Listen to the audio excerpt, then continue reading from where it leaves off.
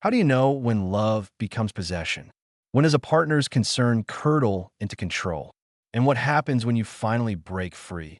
Only to discover that the person you were leaving isn't just heartbroken. They're unhinged. Welcome to Reddit Overheard Stories. The story you are about to hear comes from a young woman who found herself trapped in a terrifying aftermath of a relationship she had to end.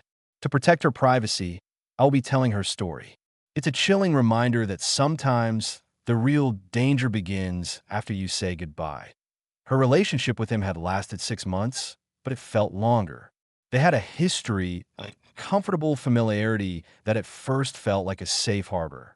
But safe harbors can quickly become prisons. Recently, after years of being in a different system, she had transferred to a public school, a new environment, a fresh start. Her boyfriend, let's call him Alex, had joined her for 2 days. Just 2 days. Then he retreated, transferring back to the isolation of online school. She didn't realize it then, but it was a sign. He couldn't handle her having a world that didn't revolve around him. In the weeks that followed, the cracks in their relationship became gaping chasms. Alex's behavior grew strange, his texts more frequent, his tone more demanding. The sweet concern he once showed had morphed into something suffocating, something controlling. Who are you with? Why didn't you text me back? Send me a picture so I know where you are. Every day was a battlefield, every conversation a potential fight.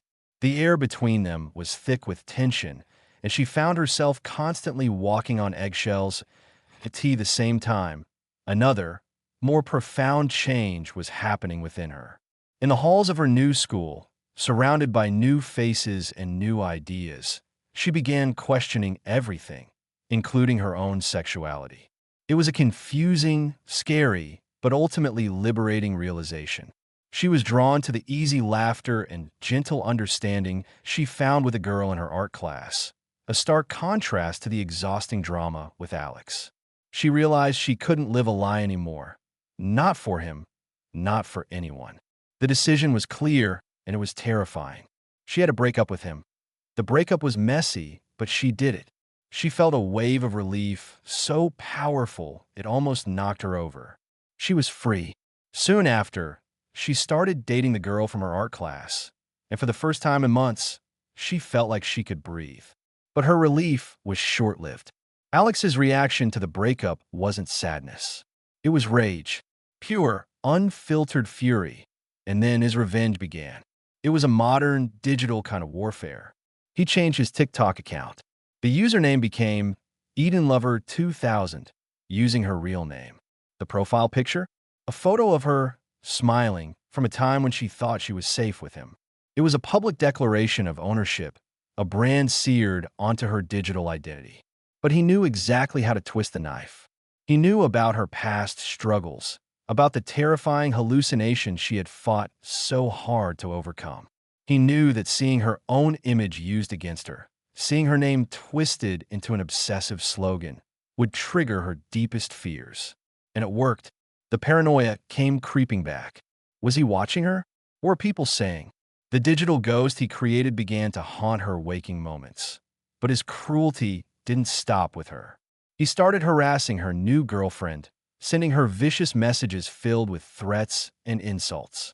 He was trying to poison the one source of happiness she had found, to isolate her once again. And then he unleashed his final, most despicable weapon, emotional blackmail. The text started coming in. If you don't come back to me, I'll kill myself. My death will be your fault. Each message was a lead weight on her soul, designed to trap her in a cage of guilt and fear. She was lost. The freedom she had tasted for a fleeting moment was gone, replaced by a constant state of anxiety. She had broken up with him to save herself. But now she was trapped in a nightmare of his creation, forced to wonder if her decision to seek her own happiness made her a monster. And that's where her story leaves us, in a storm of manipulation and fear. It raises a chilling question. When someone uses their own life as a weapon to control you, where does your responsibility end and theirs begin? How do you escape a person who refuses to let you go?